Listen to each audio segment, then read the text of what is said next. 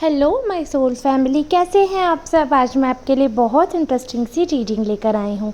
आज मैं आपको बताने वाली हूँ कि आपके आसपास के लोग आपके बारे में क्या षड्यंत्र रच रहे हैं, क्या बातें कर रहे हैं, उनकी करंट फीलिंग्स पर आज हम डिस्कशन करने वाले हैं। वैसे तो ये रीडिंग एकदम जनरल रहने वाली है, so please don't force this reading to yourself. Reading का जितना पार्ट आपसे रेजोनेट हो रहा है, जितना आपसे मैच हो रहा है, दैट इज़ फॉर यू। और वैसे बाकी अगर नहीं मैच हो रहा है या आप स्किप करके देख सकते हैं। अगर मैच नहीं हो रहा तो अगर आगे का हो रहा है तो वो आपके लिए, बाकी किसी अदर सोल के लिए होगा, ऐसे समझिएगा। क्योंकि जनरल रीडिंग है, it can't be match you properly, और एकदम आपकी तो नहीं हो सकती है। जनरल रीडिंग है, अगर आप चाहते हो कि आपको आपके सवालों का जवाब मिले, अगर आप किसी दुविधा में हो, आपको लग रहा है कि डिवाइन गाइडेंस चाहिए, सजेशन चाहिए, then you can contact on this number 8840298154। अभी चार्जेस मैंने बहुत कम कर रखे हैं, क्योंकि फिर मैं अपने चार्जेस बढ़ाने वाली हूँ। क्योंकि अगर आप मुझसे इन पर्सन मिलेंगे तो चार्जेस बहुत ज़्यादा रहते हैं, बट क्योंकि यूट्यूब है, नई फैमिली ज्वाइन हो रही है, तो ऑलरेडी मैंने बहुत मिनिमम चार्जेस कर रखे हैं, so that I can help in a way. तो अगर आप में से किसी को नीड है, आपको लगता है that you need a guidance, तो आप इस नंबर पे ज़रूर संपर्क करें। बट प्रोसीजर ये है कि आप इस नंबर पे कांटेक्ट करेंगे, आपका अपॉइंटमेंट बुक किया जाएगा, पेमेंट होने के बाद मैं आपको प्रोवाइड करूँगी जनरल रीडिंग। डायरेक्ट ये मत सोचिएगा कि इस नंबर से डायरेक्ट मुझसे बात हो जाएगी, क्योंकि it's a procedure to book a appointment. Okay, तो आई होप आपको ये चीज़ बहुत ही सिंपल सी आपको समझ आ गई होगी, और चार्जेस भी बहुत कम है, तो इतना डाउट की चीज़ नहीं है। यू कैन कॉन्टैक्ट ईजिली, आप कॉन्टैक्ट करके चार्जेस पता कर सकते हैं। आपके बजट में हो तो आप करवाइए, otherwise you can go for general reading, और मैं लाइव आती हूँ, उसमें आप पूछ सकते हैं। चलिए आप रीडिंग स्टार्ट करते हैं। कार्ड्स मैंने पहले ही शफल कर लिए हैं, और जो कार्ड सिलेक्ट किए हैं उनसे एक चीज़ पता चल रही है कि बहुत सी एनर्जीज़ आ रही हैं जो आपके ख़िलाफ़ हैं, काफ़ी एंटी हैं। अभी ऐसा हुआ है कि हाल फिलहाल में काफ़ी कुछ आपके जीवन में तनाव रहा होगा। अब धीरे धीरे आप उससे जब उभर रहे हो, उस तनाव से बाहर आ रहे हो, तो इंसान ये नहीं समझ पा रहे हैं कि ऐसा कैसे हो रहा है। आप इतनी जल्दी उस हादसे से, उस तनाव से, उस ट्रॉमा से बाहर कैसे आ रही हो। कुछ ऐसा पास्ट का है आपका जो आपको बार बार आकर प्रताड़ित कर देता है। और देखिए, मुझे लगता है कि माजी सबका होता है, सबका पास्ट होता है, तो उस चीज़ पर डटे रहना, उस चीज़ पर अडिग रहना, उस चीज़ पे किसी को परेशान करना, वो गलत है। क्योंकि हम अपनी गलतियों से ही सीखते हैं। कोई भी यहाँ पर प्रभु राम बनकर नहीं आया, हम तुच्छ मानव रूप में आए हैं, और हम तो कोई प्रभु भी नहीं है, हमें कोई शक्ति भी नहीं है, हम तुच्छ मानव हैं। जब प्रभु यहाँ पर आए और उनसे भी गलतियाँ हुई, लोगों ने उनको भी गलत करार कर दिया, लोगों ने उनकी सही बात पर भी उंगलियां उठाई, और उनके कैरेक्टर तक पे उंगली उठाई। जैसे कि आप सब जानते हैं, माँ सीता के तो कैरेक्टर तक पे उंगलियां उठाई गई थी।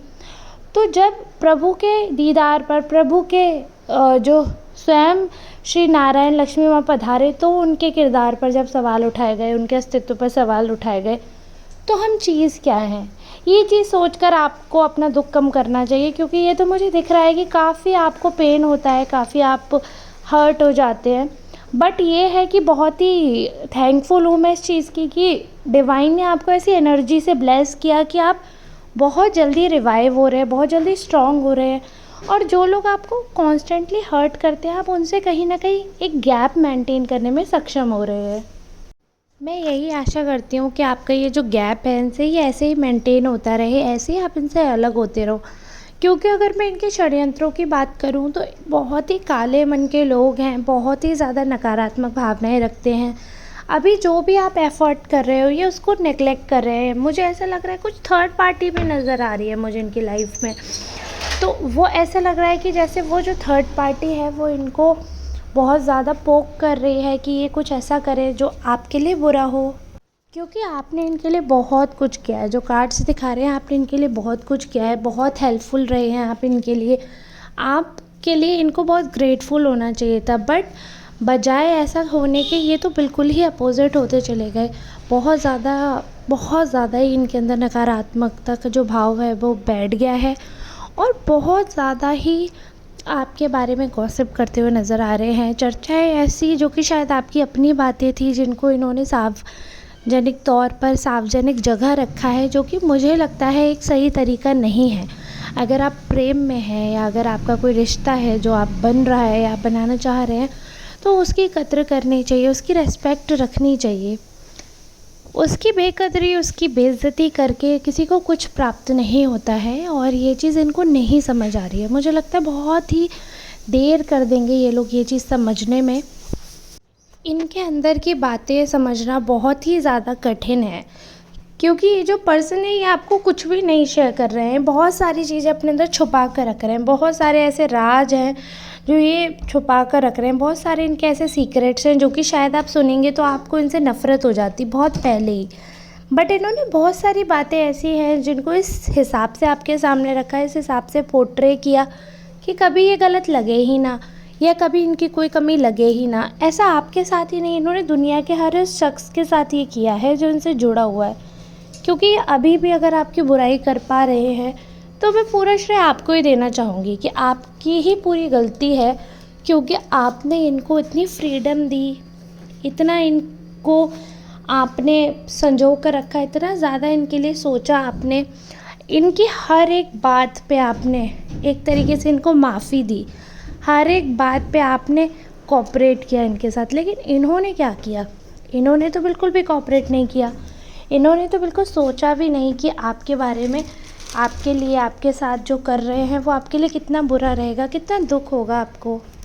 कोई बाहर वाला करता है तो इंसान माफ़ भी कर दे, जो अपने लोग ऐसा काम करते हैं जिनसे हमें उम्मीद होती है, तो उनसे उम्मीद इतनी होती है कि उन्हें माफ़ करने का भी दिल नहीं चाहता, उनसे इतनी ज़्यादा हमें हमदर्दी होती है, इतना ज़्यादा प्रेम होता है कि हमें उनकी हर एक बात सही लगती है, हमें उनका हर एक कहा सही लगता है, और हम ये सोचते हैं कि कैसे भी करके चीज़ें सही हो जाए। लेकिन कई बार ऐसा होता है कि भगवान का मत कुछ और होता है, क्योंकि यहाँ पर जैसे षड्यंत्र दिख रहे हैं, कांस्टेंट अटैक दिख रहे हैं जैसे मुझे आप पर, वो मुझे नहीं लगता कि कभी ठीक हो पाएंगे। आपने अपनी तरफ से पूरी कोशिश की है, आपने अपनी तरफ से 100% दिया है, लेकिन अगर उसके बावजूद कोई आपको एक्सेप्ट नहीं करना चाहता है, या उनके मन में कोई आपको लेकर दुविधा है, कोई डाउट है, तो इसमें मुझे लगता है आपकी कमी नहीं है, कमी उनकी ही है। क्योंकि इंसान को पता होता है उसे क्या चाहिए, और इसके बावजूद किसी की भावनाओं से खेलना या किसी को मोहरा बनाना वो गलती ही होती है। और जहाँ तक बात रही षड्यंत्र की, षड्यंत्र छोटा हो या बड़ा रहा हो, षड्यंत्र षड्यंत्र ही होता है, क्योंकि इस चीज़ से कोई महत्व नहीं रखता कि आपने क्या किया, आपकी भावनाएं क्या थी, ये सबसे ज़्यादा महत्वपूर्ण है आज की डेट में। और मुझे लगता है कि भगवान जो है ना, वो फीलिंग्स को देखते हैं। अगर आप किसी के सामने बहुत अच्छा बोल रहे हैं, बट अगर आपके मन में जहर है, तो ये बात वो इंसान भले ही बहुत देर में जाकर समझे कि इसको फंसाया जा रहा है, बट ईश्वर की निगाह में तो सब कुछ पहले से होता है ना। ईश्वर का तो सब पता होता है कि कौन अच्छा है, कौन बुरा है, किसे सज़ा दे रहे हैं, किसे न्याय मिल रहा है। ईश्वर को सब कुछ पता होता है और सब कुछ दिख रहा होता है, बस हमें अपने मन में लगता है कि हमें कोई नहीं देख रहा है। तो इन्हें भी यही मुझे लगता है इन्हें यही भ्रम है कि इन्हें कोई नहीं देख रहा है, क्योंकि अगर इन्हें थोड़ा सा भी ऐसा एहसास हो जाए कि मुझे भी लोग देख रहे हैं, मेरे ऊपर भी नज़र है, तो शायद ये ऐसे काम ना करें। इनके ऐसे काम बार बार ऐसा करना मुझे ये बार बार इस तरफ इंगित कर रहे हैं कि इन्हें कुछ नहीं पता, और कुछ नहीं पता और फिर ये सब होना, इसका मतलब ये है कि आप भोले हैं, आपके साथ इतना सब कुछ गलत हो रहा है, आप उसके बाद भी अगर जवाब नहीं दे रहे, तो आप ये ना सोचें कि इनके साथ कुछ नहीं होगा, क्योंकि आप तो कुछ कर ही नहीं रहे हो। जो इंसान भोला होता है, जिस पे ईश्वर का आशीर्वाद होता है, उसका बदला स्वयं ईश्वर लेते हैं। इनकी भावनाएं आपके लिए, भले ही आपको बहुत समय लग गया हो समझने में, आपको लग रहा हो कि मतलब मुझसे गलती हो गई और मैं शायद सोच लेता, समझ लेता, या मैं समझ लेती तो शायद यहाँ नहीं फंसते। बट यहाँ पर मैं एक चीज़ आपको बताना चाहूँगी कि सब कुछ पहले से लिखा हुआ होता है। कुछ हमारे कर्मों पे सही हो जाता है, कर्मों के हिसाब से बिगड़ जाता है, बट कहीं ना कहीं सारी चीज़ें पहले से लिखी हुई होती हैं। कर्म उन्हें और सही और गलत कर देते हैं, उनका प्रभाव कम ज़्यादा कर देते हैं, क्योंकि काफ़ी चीज़ें ऐसी होती हैं जो कर्म पे रिलेटेड होती है और हमें भुगतनी ही है। तो चाहे अभी भुगतो चाहे बाद में, आपको भुगतनी तो पड़ेगी ही। तो वो चीज़ है, यहाँ पर क्लियरली मुझे दिख रही है कि कर्मा जो है ना, वो ऐसी चीज़ है कोई उससे नहीं बच पाया है, तो आप कैसे बचते। इसलिए कभी अगर आपके मन में ऐसा आता है कि मेरे साथ ही ऐसा क्यों हो रहा है, मतलब मैंने तो कुछ भी बुरा नहीं किया, मैं सबके साथ अच्छा कर रहा हूँ, अच्छा कर रही हूँ, फिर मुझे ऐसे लोग क्यों मिल रहे हैं। तो मैं ये बता दूं कि हो सकता है कि आप इस जन्म में सब कुछ बहुत अच्छा कर रहे हैं और आप अपना अगला जन्म सुधार रहे हैं, या जो आपके पुराने जन्म के पाप कर्म थे आप उन्हें कम कर रहे हैं। आप ये ना सोचें कि आप ये जीवन को ख़त्म कर दें या आप यहाँ से एस्केप ना ढूंढें।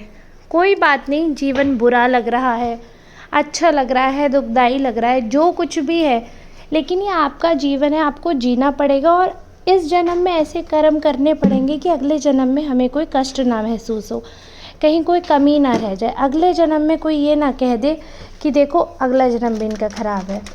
वो इसलिए क्योंकि देखो मैं ये चीज़ इसलिए बोल रही हूँ आपसे क्योंकि ये बात फैक्ट है कि आप, ऐसा नहीं है कि आप अभी अच्छे कर्म कर रहे हो तो पुराने चीज़ों का आपको फल नहीं मिलेगा। देखिए, जब अगर कोई बुरा कर्म करता है तो वो बचता नहीं है। तो आपके साथ भी जो लोग बुरा कर्म कर रहे हैं वो अपना जन्म खराब कर रहे हैं, वो अपने काम खराब कर रहे हैं, अपना भाग्य खराब कर रहे हैं। उनके साथ ही बुरा होगा, उन्हें दुख सहना पड़ेगा। जितना जो जिसको रुलाता है एक एक आंसू का हिसाब देना पड़ता है, और ये सत्य है। आपके एक एक आंसू का हिसाब इन लोगों को भी देना पड़ेगा और देंगे। काफ़ी लोग दे भी रहे हैं, तो ऐसा कोई भी नहीं है जो बच के निकल लेगा, या ऐसा कोई भी नहीं है जिसको कोई फ़र्क नहीं पड़ेगा। सबको फ़र्क पड़ेगा। सब पे अत्याचार हो रहा है तो सब पे बराबर का होगा, या सबको न्याय मिल रहा है तो बराबर का होगा। ऐसा नहीं होता है कि सिर्फ आपके लिए न्याय है और किसी के लिए न्याय नहीं है, ऐसा नहीं होता है। तो ऐसा मन में ना सोचें। ये लोग जो षड्यंत्र आपके खिलाफ रच रहे हैं, जो मुझे मैसेज मिल रहे हैं, आधी चीज़ें तो ऐसी हैं कि जो मैं आपको बताना भी नहीं चाहती, क्योंकि कई बार ऐसा होता है कि हम अच्छे कर्म करते हैं और हम पे असर कम होता है, या फिर हमारे जीवन में संघर्ष चल रहा होता है, लेकिन हम इतने स्ट्रांग हो जाते हैं हमें पता भी नहीं चलता कि हम संघर्ष कर रहे हैं, और वही लाइफ किसी के लिए इतनी हार्ड हो जाती है कि वो गिव अप कर देते हैं। तो ये पर्सन टू पर्सन उनकी पर्सन की कैपेसिटी पर भी डिपेंड करता है कि आप में कितनी क्षमता है झेलने की। तो एक चीज़ की मुझे बड़ी खुशी हो रही है देखते हुए कि आपकी क्षमता बढ़ रही है, पहले से ज़्यादा आपकी कैपेसिटी जो है, टॉलरेंट हो गए हो आप, पहले से ज़्यादा समझदार हो गए हो, आप दूसरों को टॉलरेट कर पा रहे हो, आप समझ पा रहे हो क्या करना है आपको अपने जीवन में, क्या नहीं करना, हर चीज़ की आपको समझ दिख रही है मुझे। तो ये काफ़ी अच्छा, काफ़ी पॉजिटिव सी बात है और देखकर बड़ा अच्छा लग रहा है कि चलो सही है, भले अभी आपको दुख हो रहा है लेकिन आपकी क्षमता जो हिसाब से बढ़ रही है, जिस हिसाब से आप इन लोगों से दूर हो रहे हो, वो बहुत अच्छा है। क्योंकि कोई किसी के साथ नहीं आया है, कोई किसी के साथ नहीं जाता है, और ये कड़वा सत्य है, कोई किसी का साथ भी नहीं देता, अपने साथ ही स्वयं होते हैं। अच्छा बुरा हमारे कर्म हमारे साथ करवाते हैं। तो बहुत ही अच्छी बात है अगर आप ये चीज़ समझ रहे हैं, पॉजिटिव हो रहा है आपके साथ, इससे अच्छा कुछ भी नहीं हो सकता। मैं आशा करती हूँ ऐसे ही जीवन में पॉजिटिव होता रहे, और जो षड्यंत्र आपके खिलाफ रच रहे हैं वो काफ़ी घातक साबित हो सकता था, लेकिन वो तब हो सकता था जब अगर आपकी एनर्जी पहले जैसी होती, तो मैं उसे और डिटेल में बताती ज़रूर। लेकिन अभी जब मैंने आपके कार्ड्स देखे तो आपकी एनर्जी अभी काफ़ी स्ट्रॉन्ग है, तो आप पर वो चीज़ वर्क नहीं करेगी।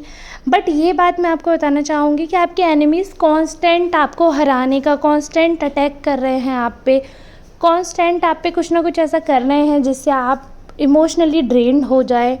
तो वो उनके अटैक्स जो हैं वो जारी हैं, बट लकीली आप उनसे सीमा से बाहर हो चुके हैं। उनके अटैक की ईश्वर ने आपको अपनी शरण दी है, छत्र छाया में हैं आप, और मैं दुआ करूँगी ये छत्र छाया हमेशा आप पर बनी रहे।